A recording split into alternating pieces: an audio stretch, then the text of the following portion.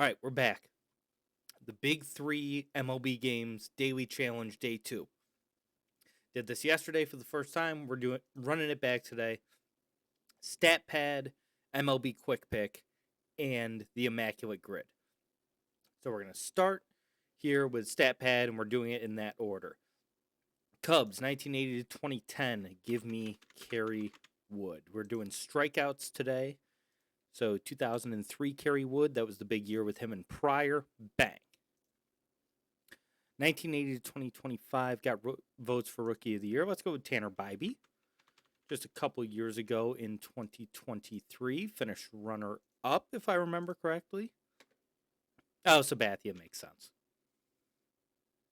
Sabathia makes a lot of sense. NL Central 2026, AL East 2026. So not 2025, 2026. 2007 American League played in the ALDS on the same season. That was the Josh Beckett year with Boston, right? That was his good year? Yes, it was. Okay, he was third behind CC and Dice K. But I'm fine with getting third for... I thought that was his really good year in Boston.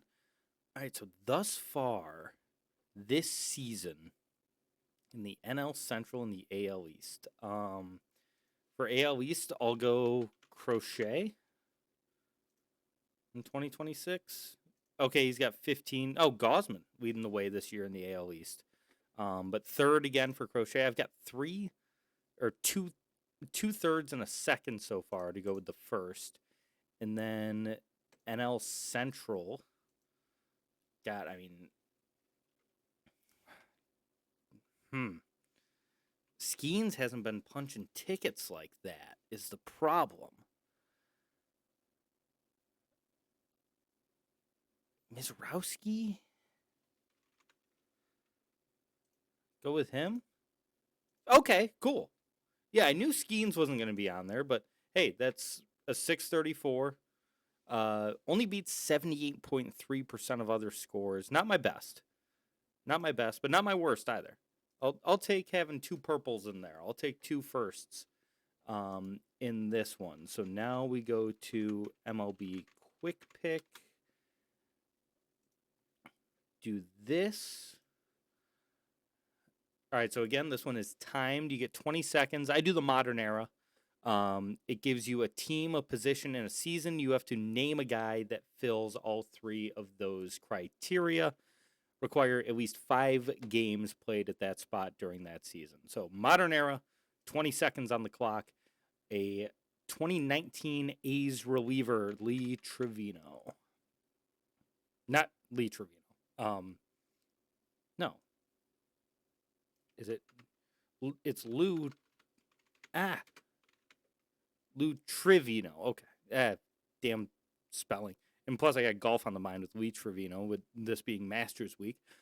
Cubs starting pitcher in 2020. Steele wasn't up yet. Oh, Kyle Hendricks. Kyle Hendricks was there forever. Guardians starting pitcher in 2020. Go with their side. Oh, no, because he was a Red. Carrasco wasn't there. That was their Cy Young winner that year. Cubs second base 2018. Was Zobrist still there? Yep, he was. And then finally, Cardinals right field last year. Jordan Walker. Okay, we got perfect. We got a perfect score on the quick pick. Not my best. Again, better than 74% of other players. Could have done better. That Lou Trevino thing really messed with me. I probably should have gone with like Liam Hendricks. But not knowing how to spell Trevino really messed with me there. But hey, we'll take it. That's back-to-back perfects. Now all we need is a truly immaculate grid, and we will have all 3 perfect runs today, which we didn't get yesterday because I did not have a perfect run at the stat pad yesterday. So now, immaculate grid. We'll start with the borders like I did yesterday. I'm pretty good at those. So played shortstop minimum 1 game for the White Sox. That's Gordon Beckham.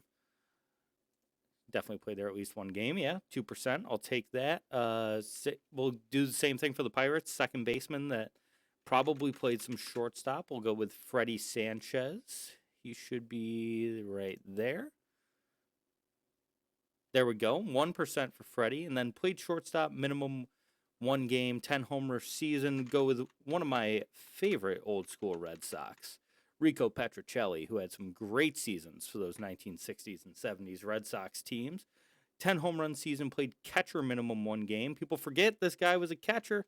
Hall of Fame second baseman, played some center as well, Mr. Craig Biggio.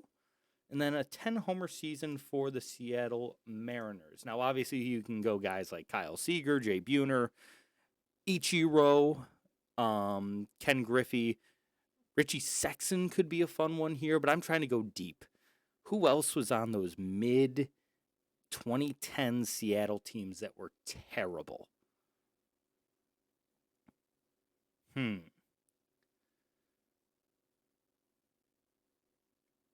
Who else?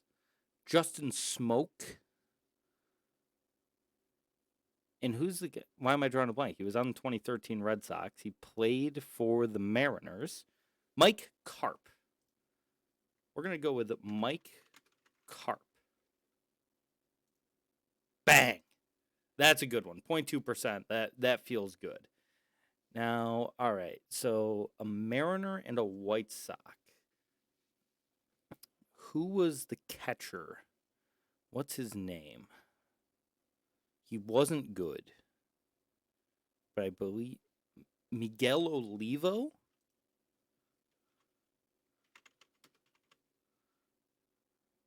I believe he was both. Okay. I knew he was a Mariner. I was a little worried about the White Sox, but I felt like he played for the Sox at one point. Played catcher minimum one game for the White Sox. Here's another one that I believe would have fit that category. Omar Narvaez. Okay, 0.6% for Omar. Doing good. So, Pirate played catcher minimum one game. One of my favorite terrible baseball players, Rod Barajas. Shout out Foolish Baseball. And a Pirate and a Mariner.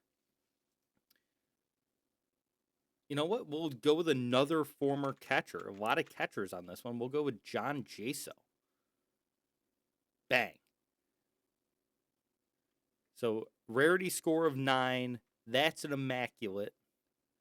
And then, so Griffey. Przinsky I thought of, but I figured he would be the number one. Jason Kendall, that's a pretty good pull.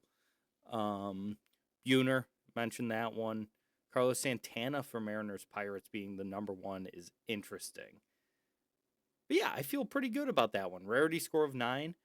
And that's 3 perfect games today. So shout out these 3 games. They will be linked in the description as they always are. Make sure to check this out every day. Like I said, I'm going to be doing this. So you can subscribe here on YouTube. Make sure to like, comment, and subscribe. Follow me on Twitter at @marker_box. Go over to twitch.tv/marker_box for my weekly radio content. That's also here on the YouTube channel and on my Twitter account. So you can check all that out. And we will see you tomorrow to take on the Big 3 Baseball Challenge once again. We're doing this every day. I'm sticking to it. So we'll see you then. Peace.